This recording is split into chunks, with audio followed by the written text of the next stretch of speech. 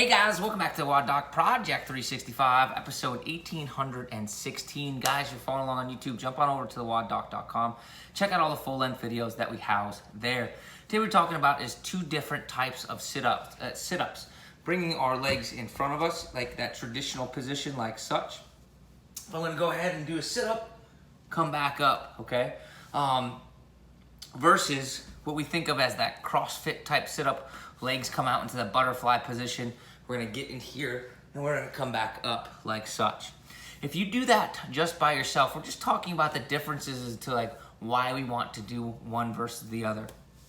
If you start in the very traditional type of sit-up position and we get here like this and we drive ourselves back up, what you're gonna notice is that we get a whole bunch of hip flexor activation, right? And in fact, as you start to crunch through here, no matter what, just naturally you're gonna start to get this burning into the anterior hip capsule here, okay?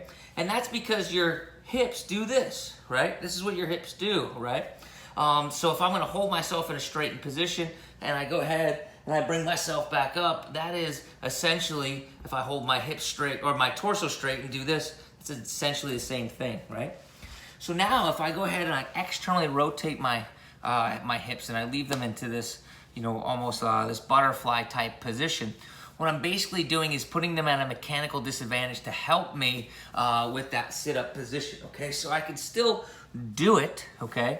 But I'm gonna get much more of that torso activation, much less of that hip flexor activation. And if you don't believe it, just try it, right? Do 25 sit-ups with your feet like this, and then do 25 sit-ups with your feet in a position that looks like this, right? You're not going to get as much because that external rotation of the hip and the slacking of the anterior hip flexors by bringing your hip already into a whole bunch of flexion.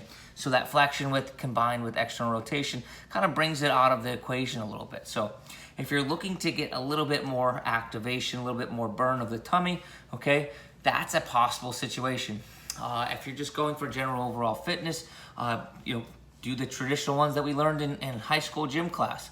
Just keep in mind that when you start to get that anterior hip burning, that is what it's from, right? Additional hip flexion, okay? Questions, comments, post them below, guys. Otherwise, we're here each and every day optimizing function to optimize performance.